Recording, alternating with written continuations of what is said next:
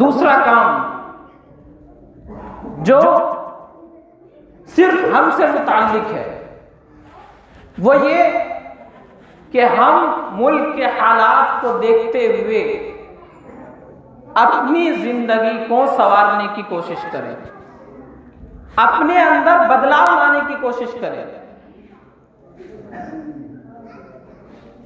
بابری مسجد کا فیصلہ ہوا، ہم نے اس پر کوئی ہنگامہ نہیں کیا، ہم نے اس پر کہیں آگ نہیں لگائی، کہیں دنگا نہیں کیا، ہم نے صبر کر لیا، اللہ پر معاملہ چھوڑ دیا۔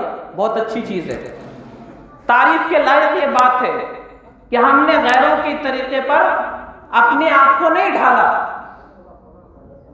اگر خدا نخواستہ فیصلہ ہمارے حق میں ہو جاتا تو پھر ملک کا کیا بنتا یہ ہر آدمی سمجھتا ہے، اور عدالت کے سامنے بھی یہی بات تھی۔ تو ہم نے اس فیصلے کو نہ چاہتے ہوئے بھی قبول کر لیا، اور اس کے خلاف کوئی ہم نے دنگا نہیں کیا، کہیں پر آگ زنی نہیں کی، کسی کو ہم نے قتل نہیں کیا، کسی کا گھر نہیں جلایا۔ یہ بہت اچھی چیز ہے، قابل تعریف چیز ہے، لیکن کیا اس سے ہماری زندگی میں کوئی بدلاؤ آیا؟ اس فیصلے کی وجہ سے ہم نے اپنی زندگی کو بدلا؟ اس فیصلے سے ہم نے کوئی سبق حاصل کیا؟ نہیں۔ ایک مسجد تھی، اس کو ظلماً ظالموں نے اپنے قبضے میں لے لیا، عدالت سے فیصلہ بھی کروا لیا اور اس کو شہید کر دیا گیا، لیکن اس سے ہماری زندگی میں کیا سبق ملا؟ ہم نے کیا نصیحت اور عبرت اس سے حاصل کی؟ کیا اس مسجد کے ٹوٹنے کے بعد ہماری جو باقی مسجدیں ہیں، لاکھوں مسجدیں، ان میں نمازیوں کی تعداد بڑھی؟ نہیں بڑھی، جیسے پہلے تھے ویسے ہی ہیں۔ ایک بھی نمازی بابری مسجد کے ٹوٹنے کی وجہ سے ہماری مسجد میں بڑھا؟ نہیں بڑھا۔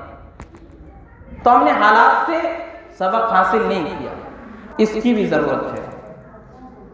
ہم حالات کو دیکھتے ہوئے اپنی زندگی کو بدلیں۔ اللہ تبارک و تعالی حالات اسی لیے لاتے ہیں تاکہ لوگ سمجھ جائیں، لوگ صحیح راستے پر چلنے لگے۔ اللہ نے قرآن کریم میں فرمایا ظہر الفساد فی البر والبحر بما کسبت ایدی الناس، کہ لوگوں پر جو معاملہ آتا ہے، جو حالات لوگوں کے سامنے پیش آتے ہیں، جو مصیبتیں آتی ہیں، اس کا سبب لوگوں کے اعمال ہوتے ہیں۔ لوگ جیسا عمل کرتے ہیں ایسے ہی ان کے ساتھ معاملہ ہوتا ہے۔ اللہ تبارک و تعالیٰ یہ کس لیے کرتے ہیں؟ فرمایا لیذیقہم بعض الذی عملوا، کہ ان کے اعمال کا تھوڑا سا مزہ ان کو چکھا دیں۔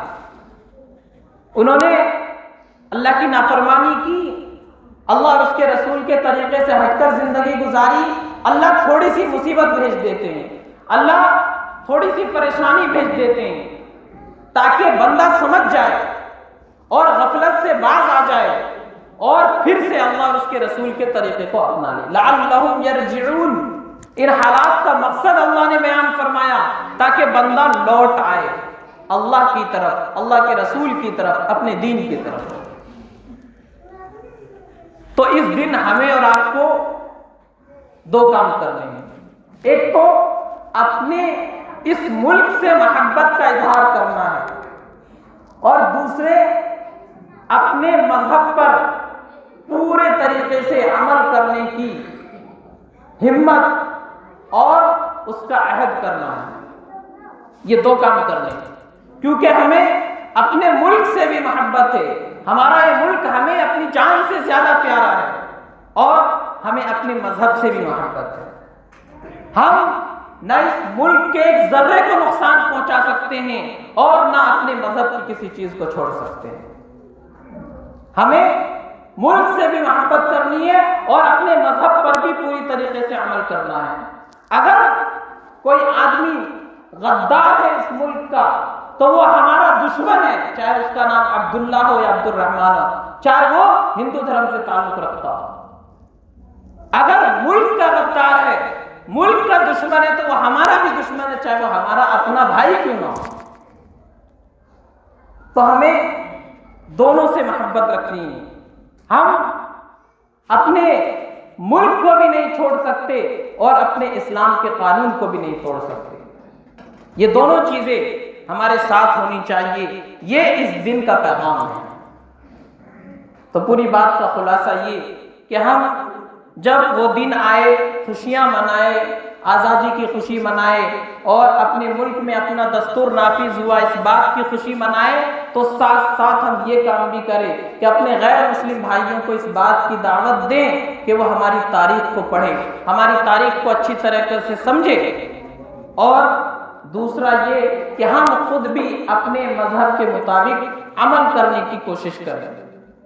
جب ہم اپنے مذہب پر صحیح طریقے سے عمل کریں گے اور جو ہمارا مذہب جو پیغام دیتا ہے اس پیغام کو ہم اپنی زندگی میں نافذ کریں گے، اس پیغام کو ہم سارے ملک میں پھیلائیں گے، تو جو ملک کے حالات ہیں وہ بدل سکتے ہیں، ملک کے حالات درست ہو سکتے ہیں، ہمارے اوپر لگائے گئے جو الزامات ہیں وہ ہٹ سکتے ہیں۔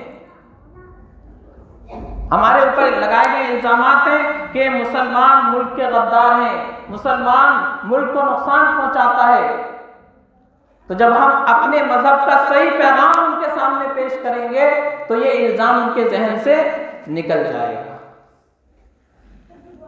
وہ کہتے ہیں کہ مسلمان اس ملک کے دشمن ہیں اور مسلمان اس ملک کے ہمیشہ سے غدار رہیں۔ میرے عزیزو، اگر ایسا ہوتا تو ہم اور آپ ذرا سوچیں، اور جو لوگ ایسا کہتے ہیں ان کو بتائیں کہ مسلمانوں نے اس ملک میں 800 سال حکومت کی ہے اور تعداد مسلمانوں کی کم تھی، اس وقت بھی غیر مسلم اس ملک میں زیادہ تھے، مسلمانوں کی آبادی کم تھی، اس کے باوجود مسلمانوں نے 800 سال حکومت کی ہے۔ کیا وجہ ہے کہ اتنے لمبے زمانے تک حکومت ان کی چلتی رہی؟ وجہ یہ ہے کہ مسلمانوں کا دور اقتدار عدل اور انصاف والا تھا، مسلمان حکومت کرتے تھے انصاف کے ساتھ، ان کے یہاں ظلم نہیں ہوتا تھا، اس لیے ان کی حکومت بجائے آبادی ان کی کم تھی، لیکن حکومت 800 سال تک کر رہے ہیں۔ تو جو آج ہمارے بزرگوں پر اور ہماری اسلامی حکومت پر اور ہمارے بادشاہوں پر الزام لگاتے ہیں، ان لوگوں کو یہ بتانے کی ضرورت ہے، اور جن لوگوں کے ذہن میں یہ بات بھرتی گئی ہے ان کو بھی سمجھانے کی ضرورت ہے۔ ان کو سمجھایا جائے کہ ایک کم تعداد میں رہنے والے لوگ اتنے بڑے ملک پر 800 سال کیسے حکومت کر سکتے ہیں؟ اگر وہ ظلم کرتے، اگر وہ ملک کے دشمن ہوتے، اگر وہ ملک کو نقصان پہنچانے والے ہوتے تو تمہاری تعداد تو زیادہ تھی، تم زیادہ تھے آبادی کے اعتبار سے، پھر انہوں نے 800 سال حکومت کیسے کر لی؟ اور دوسری بات یہ بھی سمجھنے کی ہے کہ اگر مسلمانوں کا دور اقتدار ظلم والا تھا اور مسلمان یہاں کے رہنے والے لوگوں کے دشمن تھے، تو ذرا سوچئے 800 سال کی حکومت کے بعد اس ملک میں ایک بھی غیر مسلم بچتا؟ سوچنے کی بات ہے۔ 800 سال حکومت کی، لیکن اس کے باوجود غیر مسلموں کی تعداد زیادہ ہے، اس کا مطلب جو الزام لگایا جا رہا ہے وہ بالکل غلط ہے۔ اگر ایسا ہوتا تو شاید اتنی بڑی تعداد میں آج غیر مسلم اس ملک کے اندر نہ ہوتے۔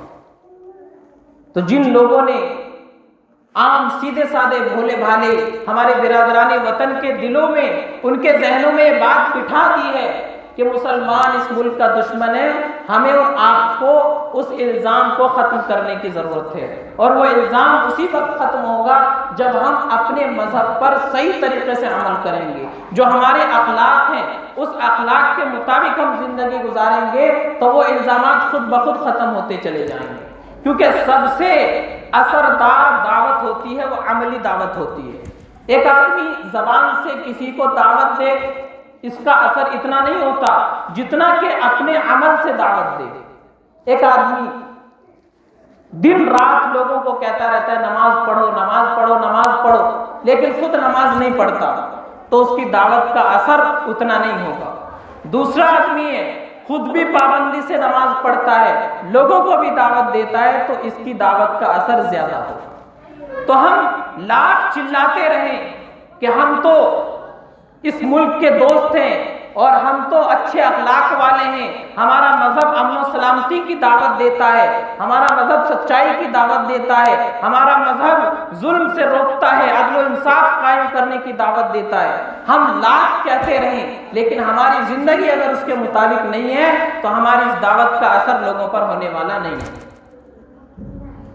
تو ہمیں اپنے عمل سے لوگوں کو بتانا ہوگا اور اپنے عمل سے اسلام کا تعارف لوگوں کو کرانا ہوگا کہ اسلام اس چیز کا نام ہے۔ ہم میں اور غیر مسلم میں کوئی فرق ہی نظر نہیں آتا۔ غیر مسلم بھی جوا کھیلتا ہے، ہم بھی کھیلتے ہیں۔ غیر مسلم بھی شراب پیتا ہے، ہم بھی پیتے ہیں۔ غیر مسلم بھی دھوکہ دیتا ہے، ہم بھی دیتے ہیں۔ غیر مسلم بھی مکاری کرتا ہے، ہم بھی کرتے ہیں۔ تو پھر فرق کہاں سے آیا؟ پھر ہم کیسے ان کو اسلام کا صحیح تعارف کرا سکیں گے؟ تو اس لیے دونوں کام کرنے، اپنے ملک سے محبت کا اظہار بھی کرنا ہے اور اپنی مذہب پر بھی پوری طریقے سے کاربند ہونا ہے، عمل کرنا ہے۔ اللہ تعالی ہم سب کو عمل کی توفیق عطا فرمائے۔ وآخر دعوانا ان الحمد للہ رب العالمین۔